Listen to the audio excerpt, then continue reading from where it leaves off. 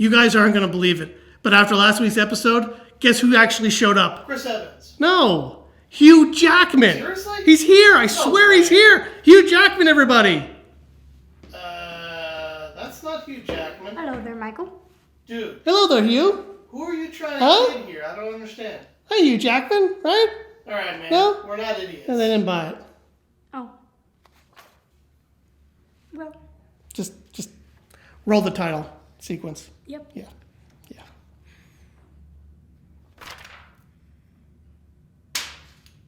Welcome to Daily News Weekly, where we highlight the stories from the past week that you might have missed. And I'm your host, Michael Sheridan. And joining me this week is my daughter, Emily, because it's Bring Your Daughter to Work Day. Yeah. Do you like McDonald's? Yes. Okay, I like McDonald's. It's good food. But this 5-year-old really likes McDonald's. Isaiah Hall was home with his grandmother, who was sleeping, when he was feeling a bit hungry, according to WZZM 13 News. He found a cell phone which wasn't activated but still worked and could be used to call 911. So he did. When the dispatcher got the call, Isaiah told her, "Can you bring me McDonald's?" The dispatcher laughed off the call. What am I supposed to... Oh, we know. The dispatcher laughed off the call.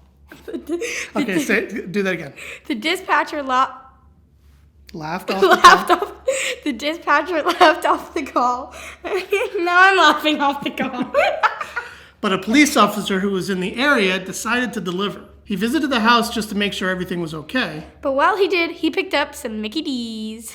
However, when the cop did show up...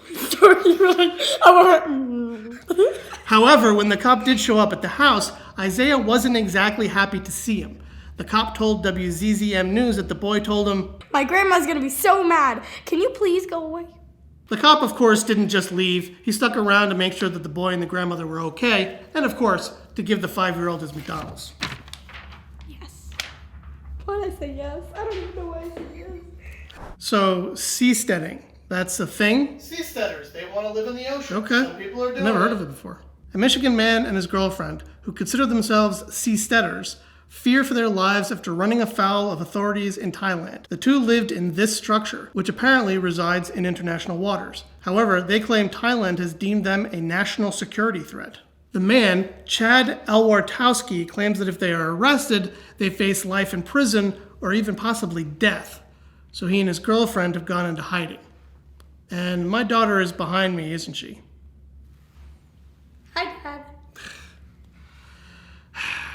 Kids. Chad and his girlfriend, identified as Nadia Summer Girl, were very open about their lives on the water. They actually posted videos on YouTube and posted Instagram pictures really showing the inside of the structure they were living in and their life there. Where did you get that? My resources remain secret. Okay. The U.S. State Department is apparently aware of the circumstances, but they note that even U.S. citizens are accountable to laws in other countries. According to Ocean Builders, the Seasteaders organization that is apparently working to help Chad and Nadia, the structure they were living in has been or will likely be destroyed by the Thai Navy. They note that Chad and his girlfriend were simply living there and did not build the home. Now, the seastead that they were apparently living in was built using bitcoins and apparently was built in that area because of the calm waters. Would you want to live in the ocean like that? No. Why not? Fear of the ocean. The building could collapse at any time. I suppose. There are also, like sharks, whales, jellyfish. Hey guys, I'm in the Bronx this week. Got an exclusive interview with the MTA train conductor who was stabbed on a subway platform on Sunday. Denal Jenkins spoke to me from his hospital bed at Lincoln Medical Center. He's been healing well since the attack. Actually, the story made our front page on Tuesday, so that's pretty cool. Jenkins says he was waiting for his train that Sunday morning when he spotted a guy harassing some people on the platform, and then the guy came up to him, said some pretty crude remarks, and punched him in the face. So Jenkins tries to bring the guy down to the ground, all the while not realizing this guy's actually stabbing him with a switchblade. It's not until the police arrive that Jenkins realizes that he's bleeding everywhere. He says the attack almost cost him his spleen, but he's otherwise okay, and he mostly feels bad for the guy who attacked him, Walter Rivera, who's been charged with assault, because Rivera seemed like he was mentally ill, and Jenkins says people like that are far too often found wandering the subways without getting the proper care they need. Am I in frame? Yep. Okay. Talk about rotten tomatoes. Nope, that was bad. I want to do that again, please. Talk about hot tomatoes. Potatoes. Potatoes. Okay. Talk about rotten tomatoes. Talk about rotten tomatoes. Oh, crap! Just don't say tomatoes. Talk about hot potatoes. A Florida teen got in trouble with the police after hitting his stepsister with a potato. The incident happened on April 21st when 18-year-old Tyler Scott Parker got into an apparent disagreement with his stepsister. According to a criminal complaint posted by the Smoking Gun, Parker yelled at his step-sibling and threatened to throw a potato at her if she didn't stop ignoring him. The stepsister apparently said something in response, and then Parker allegedly hit her in the head with a potato. The complaint doesn't say who called the cops, but really, why'd the police have to get involved? Jesus, are you okay? That was